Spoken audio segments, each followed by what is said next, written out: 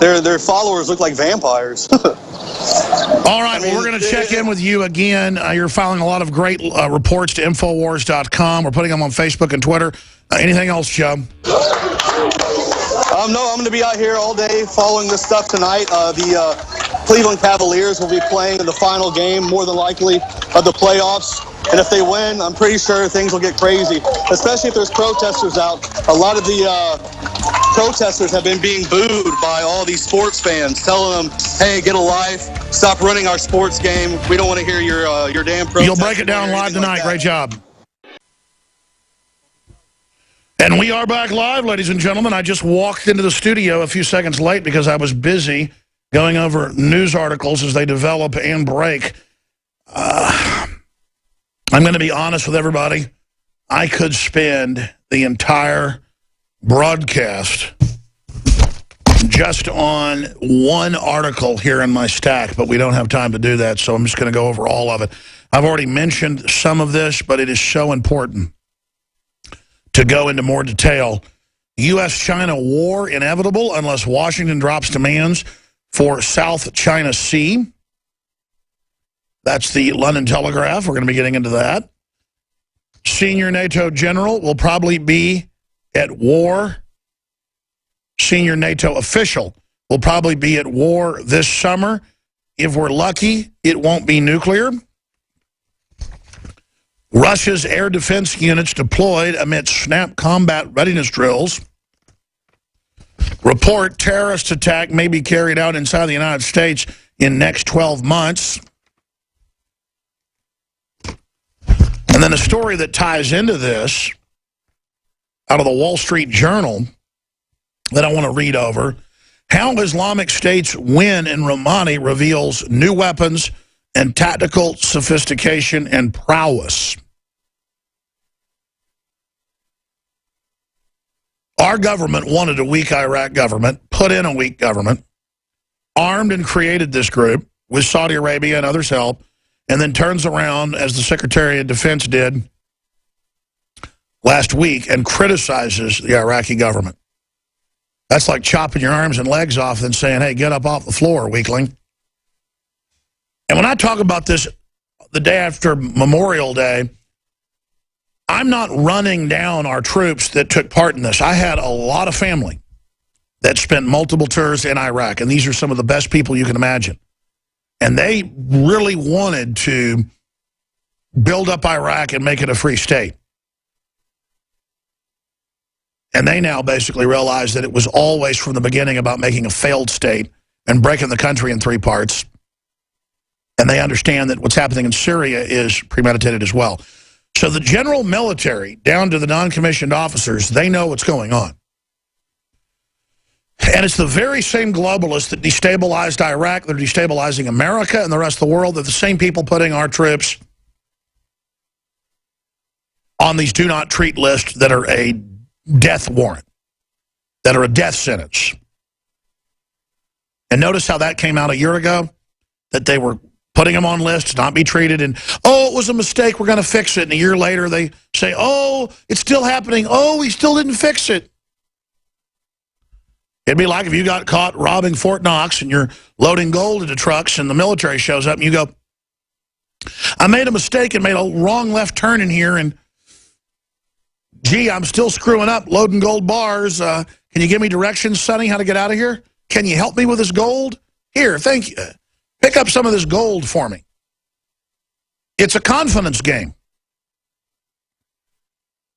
And the very same globalist financial institutions that control the private central banks of the world created the derivatives, created the fractional reserve banking, created all this Ponzi scheme garbage, this counterfeiting pyramid, and then they're the ones going, the West is going bankrupt, we better raise taxes and take over pension funds.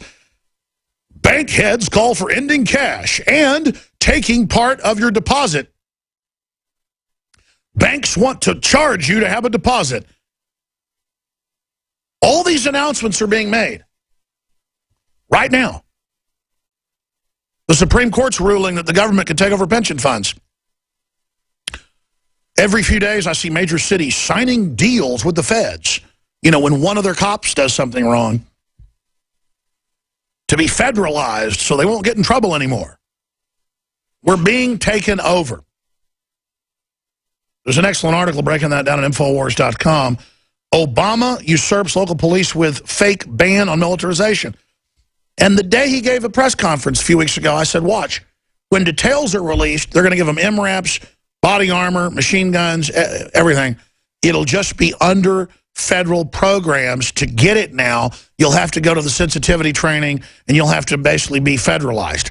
And sure enough, that was announced. It's not hard to know what they're going to do. Leopards don't change their spots, ever. And we told you it's about federalizing, and Al Sharpton's come out and said that. And a lot of folks understand what I'm doing, but a minority does not. And by minority, if you're public school educated like I was and a little bit ignorant, I'm not talking about skin color. I mean a minority of the mass of people of every race, color, and creed are saying, Alex, you went from exposing the police and making films about it and writing a book and harping on it to now zigging when we're zagging and are supporting the police. And that's not what I'm doing. I'm supporting local government and state government. Not that it's perfect, but the feds have been totally taken over. It'd be like if D.C. surrendered to aliens and announced, you know, show up at the local sports stadium to be given your brain chip, the Quackquackoo or whatever the aliens are called, hypothetically, you know, come in peace. I would then say we've got to get control of our local governments to say no. It's the same thing. And what are the globalists doing? They're trying to get us to fight with the locals. So it's a vice grip effect with pressure from below, pressure from above. That's a communist tactic. They're using communist tactics because it was Wall Street and London that openly funded the Bolsheviks in 1917. That's declassified. That's public. That's a fact. It was over 100,000 Americans who spoke Russian, Russian immigrants, a lot of them Jewish, out of Brooklyn and other areas that were sent in to bring down the Tsar. For 3 years, they only had Moscow, folks, but they got all the counties and cities, the states, all the different provinces there, is what they were called, to surrender. A minority called White Russians, that just meant the color of the flag, white for imperial, refused and fought on for another decade. And there's famous posters in Russian showing the police and military handing their guns into the Bolsheviks. They then, over the next 30 years, basically killed every one of them. Most of them right away, but over the years, they just exterminated everybody. This has been done before. I am a lay historian. I can have top historians on. They completely agree with my analysis. This is what's happening. And we are in grave, grave, grave peril. What I said in my 4 police state films, what I said in my book on the police state, Descent into Tyranny, is everything that's now happened. And I said we've got to keep the police local. We can't let them be federalized, these threat fusion centers. Then when they're given the paramilitary training, the public will turn against them. Then the feds will come into the public and say, we're going to federalize them. Don't worry, we'll fix it.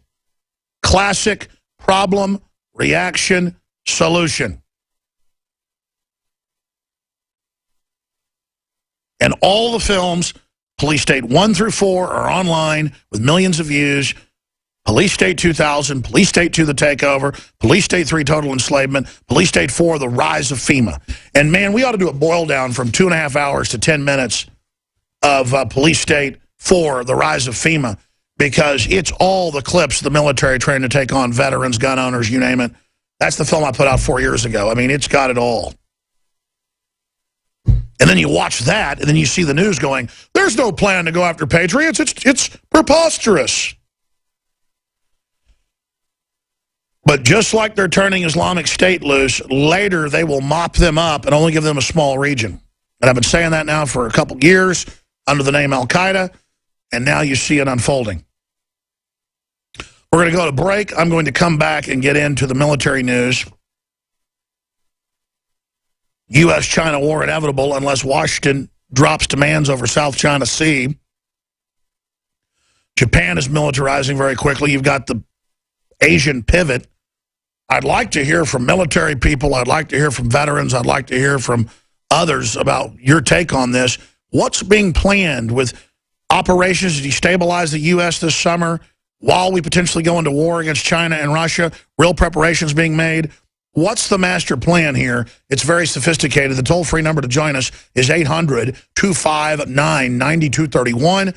First-time callers. When I hear first-time callers, 800-259-9231. Briefly, if you'd like to support the broadcast, please pray for us. Please spread the word. Remember, you have the power to tell folks about the free links at Infowars.com/show, to send folks the links to the free podcast, or how to watch us on Boxee, Roku, and other cable systems. You're the folks that can get PrisonPlanet.tv memberships for 15 cents a day, $5.95 a month.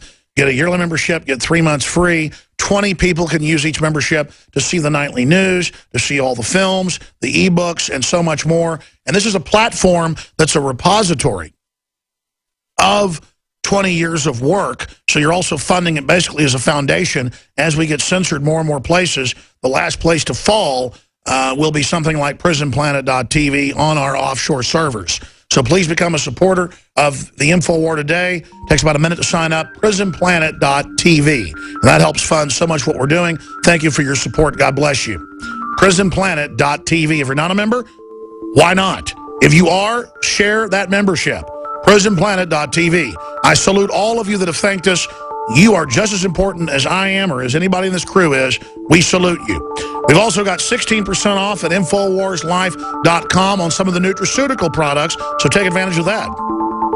U.S.-China war inevitable reads the headline, and that headline's all over the world news, unless Washington drops demands over South China Sea.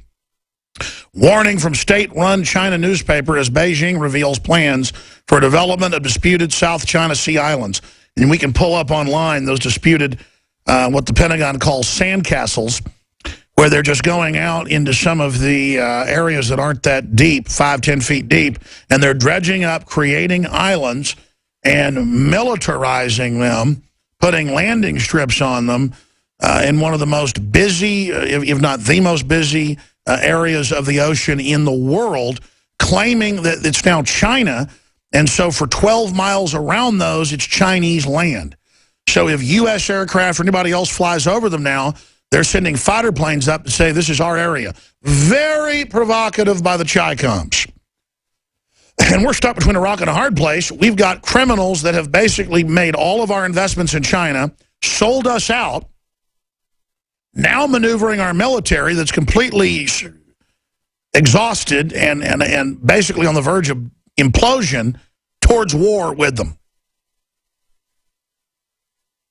And, of course, when they were first building these a year ago, they'd say, we're not putting military there. No, we're not putting air bases. No. And then now they admit it. These are our bases, and we control the entire area, and we may start taxing ships that drive through. It's all ours. And this is exactly what all the experts, like Admiral Moorer, former chairman of the Joint Chiefs of Staff, who was a frequent guest until he died, a decade ago. He died about 14 years ago. Time flies. And Admiral Moorer said, we gave them the Panama Canal. We've given them islands in the Caribbean. The Chinese government's building there. They get 96% of world rare earth minerals. The globalists have double-crossed America. They've done everything to maneuver us into a position where we can't beat China. Meanwhile, they don't want Russia to ever get up on their knees. They've been on their back. Russia is just trying to sustain itself, saying men are strong, families are good, have children, don't take drugs, Jesus loves you. I'm not trusting Putin, but he is, in rhetoric, about 170 degrees different from Obama. He's not 180. I mean, John Boehner is about 20 degrees different from Obama. He's almost Obama. Putin's about 180 degrees, 170 degrees. That's the 180's half. It's about 170 degrees difference. And how do you juxtapose this paradox